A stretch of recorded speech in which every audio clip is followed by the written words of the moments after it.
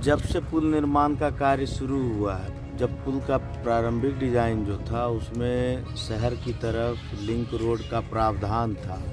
बाद में उस प्रावधान को क्यों ख़त्म किया गया, किस कारण से ख़त्म किया गया, यह तो हम लोगों को नहीं मालूम है।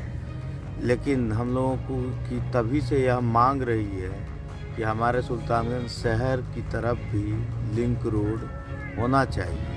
अगर शहर की तरफ लिंक रोड नहीं दिया जाता है तो हम तमाम लगभग 60,000 की आबादी शहर में रह रही है। इसके अलावे जो शहर के पश्चिमी क्षेत्र की पंचायतें हैं उनकी आबादी को भी आवागमन की काफ़ी परेशानी का सामना करना पड़ेगा, और जो कि अनावश्यक है, जिससे कि हम लोग लिंक रोड हो जाने से जिससे बचा जा सकता है।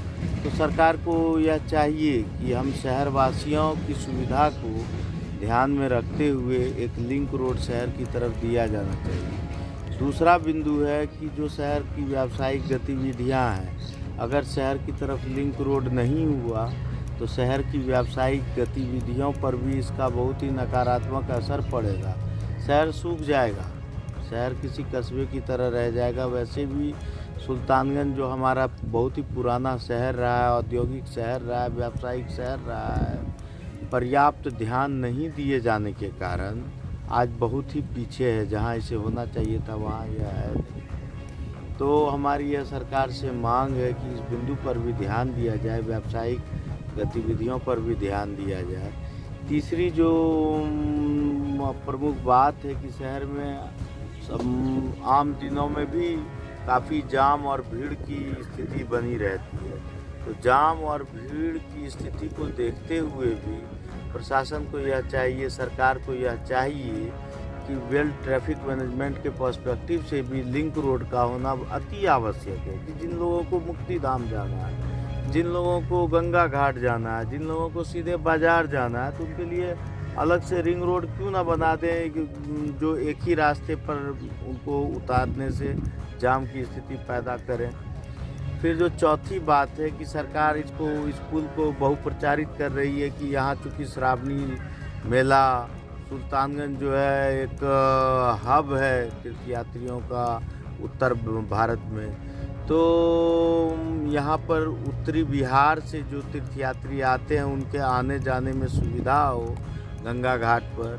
तो उस दृष्टिकोण से भी सरकार को यह चाहिए कि पुल को बनाने का जो उद्देश्य है उसको पूरा करते हुए, पूरा तभी होगा वह जब लिंक रोड इस पुल को दिया जाएगा गंगा घाट की तरफ जाने के लिए। तो सरकार का जो बहुत प्रचारित सरकार जो कह रही है कि हम तीर्थयात्रियों के लिए यह पुल बना रहे हैं ताकि उत्तर बिहार से यहाँ आना आसान हो, तो वो तभी सार्थक होगा जब लिंक रोड होगा।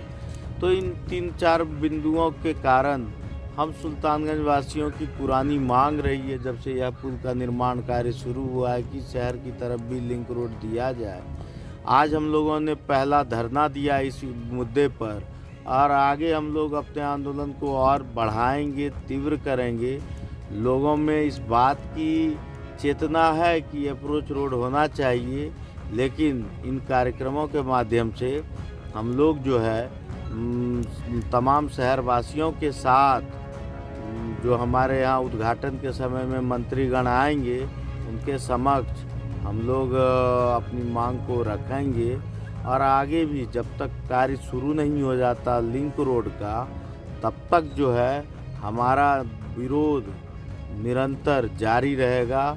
यह इस बात के लिए हम सरकार को आश्वस्त करना चाहते हैं। इसलिए यथाशीघ्र सरकार को चाहिए कि यथाशीघ्र हमारी मांग को पूरी करे और हमें लिंक रोड मुहैया कराए। लिंक रोड कहाँ से मांग रहे हैं? लिंक रोड जो है हम लोग कासिमपुर से मांग कर रहे हैं, जहाँ पर अंडरपास बन रहा है वहाँ से लिंक रोड जयनगर तक मांग रहे हैं हम लोग। और यह दूरी तकरीबन 1000 मीटर के आसपास है।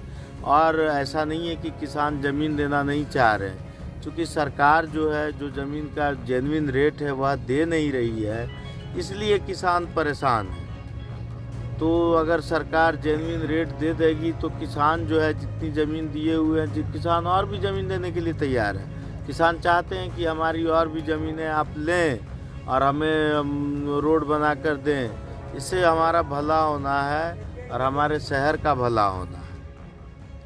अजित कुमार, संरक्षक जनसंपर्क।